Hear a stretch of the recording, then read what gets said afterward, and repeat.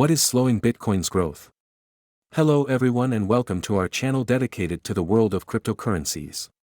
Here you will find market updates, project reviews and advice to help you make informed decisions in the world of cryptocurrencies. So let's not waste any more time and dive into our crypto world together. I invite you to follow me on the channel to always be updated. Today we will talk about a very interesting time as we are receiving the treatisif documents revealing how professional investors are allocating funds into these ETFs. Numerous iconic names are investing in these ETFs, and I have more confidence today than in the last 10 years that, in the next 12 to 24 months, more institutions will be involved in the cryptocurrency space and that this space will become even bigger. The first quarter Bitcoin ETF data just came out and it's amazing. These numbers broke all previous records. This information is publicly available for anyone who searches for it, and I will update you in this video. The numbers for BlackRock's Bitcoin ETF have just been revealed, and they have attracted 414 institutional holders since launch. Analysts say this broke all records. Eric Balchunas, senior ETF analyst for Bloomberg, said that BlackRock's iShares Bitcoin Trust, IBIT, ended the first quarter with 414 holders reported in its first 13th filing, which is incredible. Having 20 holders as a new ETF is also highly rare. Here's a look at how the Bitcoin ETF compares to other ETFs launched around the same time in January, the so-called 2024 class. See how they compare in terms of number of holders compared to others.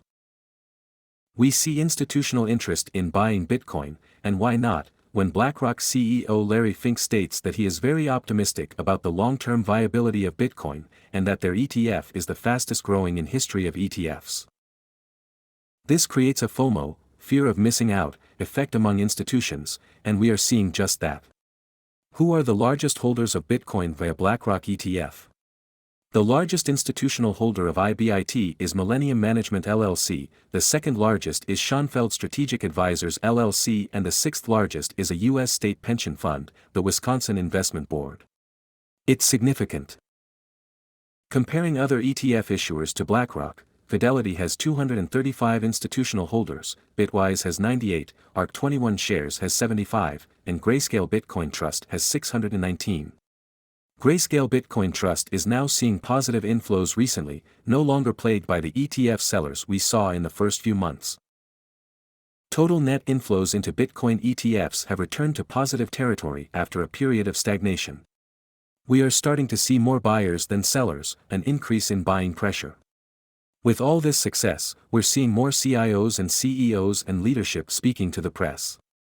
Bitwise CIO says Bitcoin ETFs are a big success, and their first quarter filings make him incredibly optimistic. This is Matt Hogan, CIO of Bitwise. We mentioned that the Bitcoin ETF was the most successful ETF launch in history. That's an interesting statement, but update us on where we are now. What is the total assets under management and how do they compare to Grayscale? Hogan asks. They are doing a fantastic job. They are tracking the price of Bitcoin virtually perfectly, trading at very tight spreads and charging low commissions. For investors, they are often the least expensive, most liquid, and most accurate way to access this space. It's really exciting. We love doing this with the Bitwise Bitcoin ETF, and our competitors do it just as well with their ETFs. There are perhaps $50 billion in assets, over $10 billion in net inflows. Inflows resumed after a short pause. We're at a really interesting time because we're getting the treatisif documents showing whether professional investors are allocating to these ETFs. These filings are due on May 15th, but already numerous iconic names are allocating to these ETFs, with over 500 professional investors making investments, including firms that manage money on behalf of Yale and Princeton and others, such as Hightower Advisors. These ETFs are being adopted by professional investors, we are now learning, and I suspect we will see an acceleration of inflows from this group in the second half of the year. So, from any perspective, it's a great success, and I think this success will continue and compound in the second half, and it's incredibly easy to understand why institutions, even like Morgan Stanley, are buying spot Bitcoin through these ETFs. ETFs make it incredibly easy to buy Bitcoin. It's easy to see why this is the case. ETFs are the most popular investment vehicle in America, they are low cost, highly transparent, very liquid, extremely familiar. You can put them in any brokerage account where you can do dollar cost averaging, rebalancing and tax loss harvesting. Really easy to own and manage, easier than the complexity of straight Bitcoin. Now that they are available, anyone who has always been curious about Bitcoin or wanted to invest in Bitcoin but found it intimidating can now do so in the easiest and most familiar way possible. That's why we're seeing the inflow of tens of billions of dollars, with an estimate of at least $5 billion a month over the last 4 or 5 months. That's a very good number, and it's by far a record-breaking event. If we compare the incoming flows with those in GLD, which until now held the record for flows of assets, these ETFs have broken records. The amount of money that has flowed in such an incredibly short period of time demonstrates the investor interest and excitement behind this. As Matt pointed out, relatively few financial advisory firms or institutional investors or large Fortune 500 companies have participated yet. This is coming in the next few years and will be very exciting. So, how can you not be optimistic about Bitcoin, especially with the next Bitcoin halving coming up? Billionaire investor Mike Novogratz, through his Galaxy Digital Fund, sees Bitcoin remaining in this range for some time before breaking higher. Let him explain. Something really significant has happened in the last 6 to 9 months. With the adoption of the ETF, there has been a psychological shift among institutional investors, who now see this as an established industry.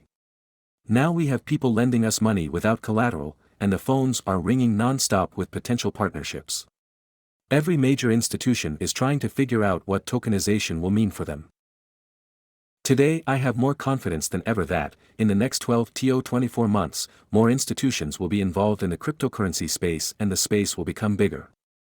I feel like it's all coming together for the first time in a long time. There is a resurgence of the narrative that the economy is slowing, which will be helpful. I don't think Bitcoin will break above the previous high of $73,000 unless the Fed steps in or there is a major regulatory shakeup, but both are probably unlikely events. That's why I think we're in a price range, probably between $55,000 and $73,000. I believe the next move will be upwards, because I think we will get closer to the election and Powell will want to cut rates. With that being said, don't miss the next crypto flight. Thanks for joining us. If you want to stay updated on the latest news from the crypto world and not miss a single crypto adventure, hit that "Follow Me" button and activate the bell. Ready to go? Then see you in the next video.